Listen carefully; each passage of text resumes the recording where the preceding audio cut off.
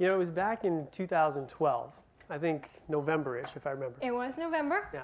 We were driving home from work, and we work together, so it's convenient. So, and we were listening to this guy, Kai Ryssdal, interview this gal, Meg Whitman from HP, on Marketplace for kind of a corner office style interview.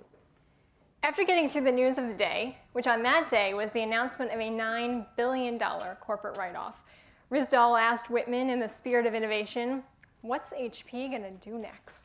Right, and what followed was a nearly 2-minute reply that answered a different question altogether, right? She used words and terms like broad-based, alive and well, need to do it faster, underlying technology, and wait for it, form factors, right? Form factors. Yeah, it was the kind of answer that left Ryssdal pretty unsatisfied and kind of annoyed. So much so, he asked her to cut out the marketing gobbledygook, yikes, executive speak, and put her answer into plain English. So he asked her again, what does HP do? And she tried again, but she still couldn't do it. In total, she spent over 3 minutes at 6 p.m. on NPR, fumbling over the basics of what HP is and what it does. To top it all off, at the end of this 13-minute interview, he decided to go back in one more time. HP in 5 words or less. And after an answer that felt like it would never end. It was 22 words. It was 22 words. He laughed and he said, you just can't do this, can you? To which she replied, Kai, it's a big, complicated company. And mercifully, it ended there. And as we know, just 2 weeks ago, HP was split in two. Too complicated after all. That interview has been cited many times in our own media training and in a book called The Meaningful Brand by Nigel Hollis, appropriately placed in a section called The Struggle to Define Purpose. You know, that seemingly simple question, in this case, what is HP, is one that many leaders across sectors have a hard time answering. According to a new report just released by the Meyer Foundation and Georgetown University called Stories Worth Telling, only 39% of nonprofits are satisfied in the quality of the stories that they're telling. Now, if they're not believing in the quality of their stories, how can they expect somebody else to?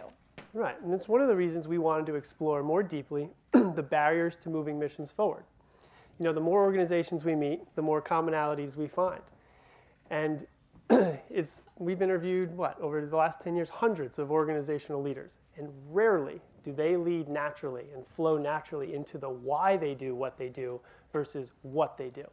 And more often than not, it comes down to the issue of clarity. Mm-hmm. Organization leaders are, in fact, very good at talking about the who they are, the what they do, and the how they do it. But they seem to get tripped up when they're asked to talk about why their mission matters in a clear, compelling, and dare I say, jargon-free way. But great things happen with perspective, right? And gaining clarity on the who you are, the what you do, and the why you matter comes so much more naturally when you allow yourself and commit yourself that opportunity to step away to see how others see you. Being able to understand and embrace why your mission matters and what your role is within the larger issue that you work on is pretty critical to that process. Right, and it's not easy, right? Defining purpose is hard, and it doesn't help that we're constantly confronted with distractions. Take, for instance, who here has tried to create their own version of the ice bucket challenge? Right? Anybody? Anybody? I get it. It's okay if you have. No? Not you? All right. But I get it, right? It's great if you can have success with that kind of a gimmick, right? And naturally fall into that. It's wonderful. But the challenge with the ice bucket challenge style campaign is they can leave organizations susceptible to not having a sustainable plan when the ice melts. Now look, distractions are everywhere, right? We're coming up on an election year cycle where organizations are preoccupied with trying to determine their fit within the party in power or the would-be party in power, or the gridlock distraction just down the street from here, right? Leaving organizations constantly waiting on the future.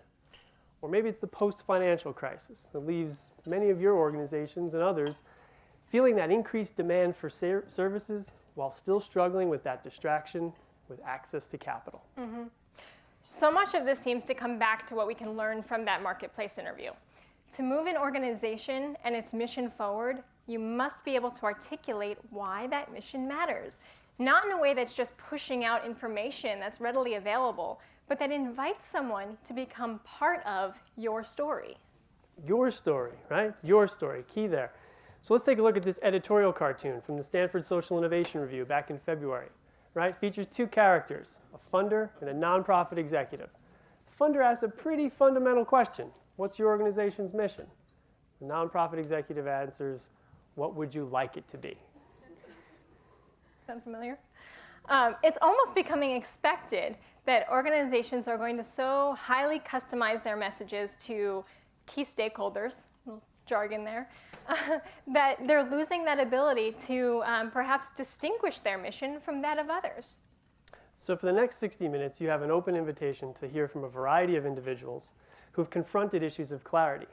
They've done so in engaging funders, in telling complex social stories, or in selling big ideas, and they've overcome them. Yeah.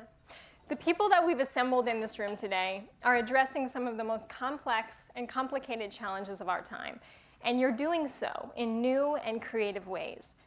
And just as you've inspired us over the years, we hope today serves as an opportunity to inspire you, and a chance to reflect on whatever sits between you and forward movement of your mission. Thank you.